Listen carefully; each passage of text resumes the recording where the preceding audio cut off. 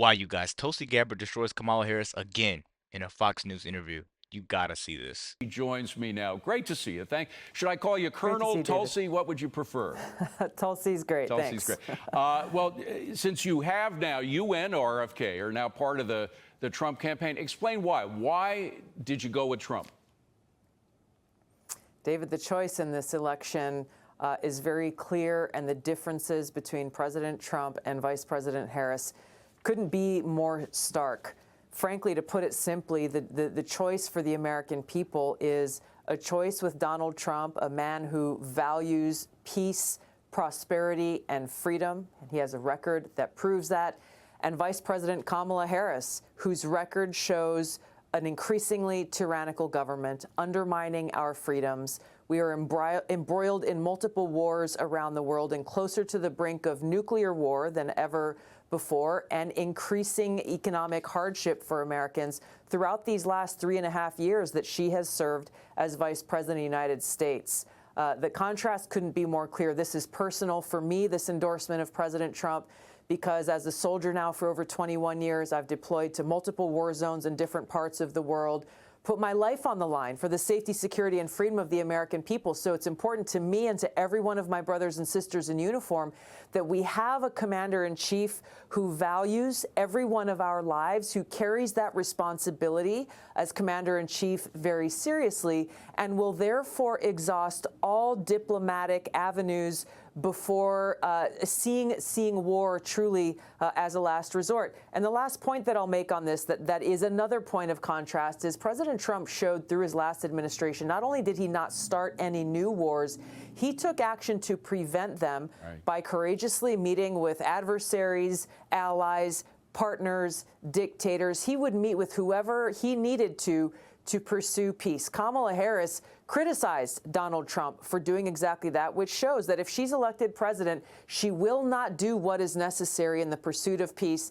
And I am certain that she will lead us very quickly into a war to mask the weakness and insecurity that she feels and try to project strength using the lives of my brothers and sisters in uniform to do so. So, guys, what I don't understand is, how does facts get outdated? Tulsi Gabbard destroyed her presidential race with the debate they had. So it's kind of weird how we just forget all that stuff and we let her run again. And she's been the vice president with Joe Biden for a while, and the economy was horrible. And she wanted to say Biden, what was it? Bidenomics is working. Bidenomics is working. And now she's campaigning and saying she's going to fix the economy. How does that make sense? People choose to be asleep to these facts. Facts don't get outdated, and that's what I don't understand. How can people worship this woman? She's like a snake in the grass, man. She's like a snake in the grass. Let's keep going. It's not like Donald Trump just sat on his hands when we were challenged abroad. I mean, ISIS is a perfect example of that. ISIS was supposedly an intractable problem during the Obama years, and he managed to wrap the things up pretty clearly, wrap it up in Syria and Iraq, where they were doing most of their horrible, horrible work in a matter of months. And he did it with very targeted, and he wasn't afraid to take on the Russians, by the way. He killed about 200 Russian troops, mercenary troops, who were in Syria during the course of that effort.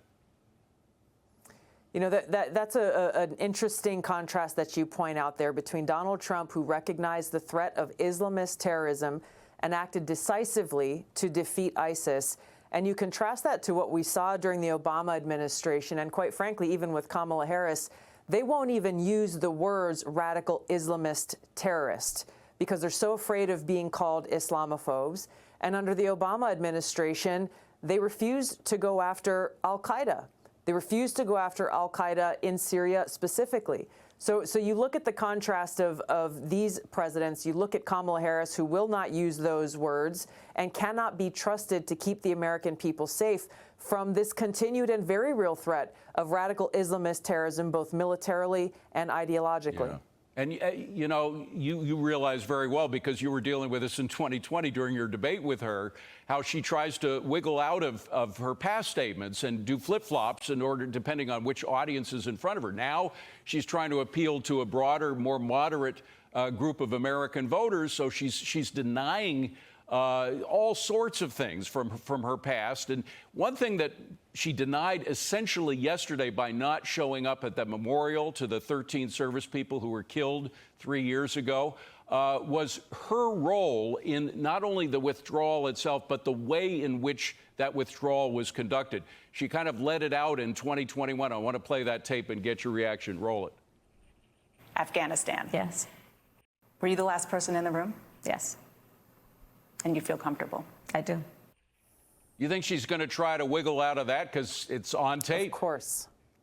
Of course. It's like every other major position that she has taken that has turned out to be such a disaster for the American people and our well-being and our national security. It is disgusting to me, David. It is maddening that not only has she was basically silent. Okay, she put out a little statement on a piece of paper yesterday, but why wasn't she out there at Arlington Cemetery? Why hasn't she reached out to those Gold Star families of the 13 men and women who were killed in that disastrous Afghanistan withdrawal? That, as she said, she was the last person in the room to speak to Joe Biden when he made that decision, and she's good with it. Why hasn't she called them to check on them, to apologize to them, and grieve alongside them for their loved ones who will never, ever come home? I think the reason being is that she's just such a dark spirit in this world that she doesn't really care about who dies. She doesn't really care about who happens. She doesn't really care about the consequences. She probably prays to God that Trump got shot and he didn't survive. She probably prays for that. She's just a dark and evil spirit. Something happens, Trump's there. A cop gets killed, Trump's there. Trump's there. And people probably don't even speak on the generous donations that he make to families that suffer. I'm I'm I'm gonna be real with you guys. I am glad Tulsi Gabbard switched to the Republican Party and she switched to help. She switched for a good cause. That is a true patriot right there because she sees something wrong with the system and she goes and joins to make the system better. That's what I love about her. Let's keep going, guys. Let me know what you guys think. Don't forget to like the video, man. Y'all haven't been liking it. Don't forget to like the video. This is yet another example of why Kamala Harris is unfit to serve as our president and commander-in-chief, something I've been warning the American people about going all the way back to 2019. Now, you did pin the rose on her for her past statements and contradictions back in 2020. Are you going to help, or are you in the midst of helping former President Trump as he prepares for a debate with her? Well, President Trump is ready to debate Kamala Harris today. There's no doubt about his preparedness. Any ability for me to offer some additional help will only come from my experience of having been on that debate stage with her, knowing how, as you said, she's going to try to wiggle her way out of her very real record that she's had over these last 3.5 years. And as we saw in her speech at the Democratic convention, we've seen how she says, well, we stand for freedom. I'm going to be a president who champions freedom. Meanwhile, she, even as Mark Zuckerberg just pointed out, she and Joe Biden have used them to do their dirty work in censoring Americans' free speech.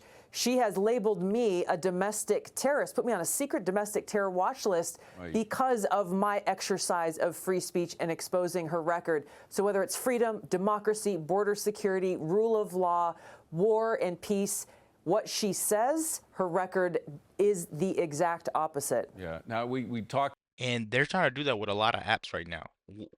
WhatsApp has already been cooked. They already cooked up WhatsApp. Now they're going after Telegram. They have like encrypted messages or something on Facebook, but that's not really encrypted because they're going after Mark Zuckerberg also. I'm not a big fan of all the data in the world being online like that, but they're going after him also. They're censoring videos that shine a bright light on Trump and shine negativity on Kamala actually. So framing her as a terrorist is like one of the worst things you could do. If they're framing her like that, she's not a president, she's not running for president, but Trump is. What do you think is going on with him? They're doing the same exact thing, just on a way bigger scale. Way bigger scale. But Trump has too many supporters. Trump has too many supporters to where we won't allow that. Tulsi Gabbard understands that, so she joins the team, and we're gonna make. I don't even want to say it. We're gonna make America great again. Let's keep going, guys. About your record, not only with Congressman Walz, who's an old friend of yours from your days in Congress, but also with the gentleman who preceded you. But how did 12 months in Iraq? You were there, incidentally, the same time period that my son was there. He's a Marine. He's in a different outfit, but he was there at the same time. How did that inform your view of our role in a very dangerous world, and might that play a role in the Trump administration if he's elected? You know, I served in a medical unit there, David, where every single day I was confronted with the very high human cost of war. It was such a life-changing experience for me that made it so that when I came home from that deployment, it motivated me to try to find some way, shape, or form where I could help influence and impact and make those decisions about war and peace, about where our men and women in uniform are being sent into harm's way, because I saw up close and firsthand the war profiteering of the military-industrial complex. I saw politicians who would fly in, take their photo op, and leave, who voted to start that war that took so many American lives, and the hypocrisy that they say thank you for your service on Veterans Day, and yet they will not hesitate to use us as cannon fodder, essentially, to advance their own personal, political, or power-hungry goals. So President Trump understands this. Obviously, I have had a different experience, but what I witnessed at Arlington Cemetery yesterday morning as he spent hours, David, he spent hours with these Gold Star families. There were 2 survivors of that attack at Abbey Gate in Afghanistan who were severely disabled for the rest of their lives. He understands the gravity and the seriousness of the Commander-in-Chief's responsibility, and he's eager to take that responsibility back to stop these unnecessary wars of choice, to walk us back from the brink of nuclear war and put us back on that path towards peace, prosperity, and freedom that Joe Biden and Kamala Harris have so completely destroyed throughout these last 3.5 years of their time in office. But it is peace through strength that he believes in, not unlike Ronald Reagan. I'm just wondering, would you play a role? We got to run, but would you play a role specifically in something involved with the military or defense if he is elected? If given that opportunity, I would be grateful to serve and help him save our country and get us back towards that future for all Americans. Well, Wow, guys, just from all of that, RFK Jr. and Tulsi Gabbard, that transition will go down in history. But with all that being said, I want to end this video off pretty quick like this. Tulsi Gabbard, you're intelligent. You're a beautiful woman. I want to thank you for your service, and I hope one day you'll be president. Let me know what you guys think about the video. Be sure to like, comment, subscribe if you're new. And as always, let me know what to react to. We're out.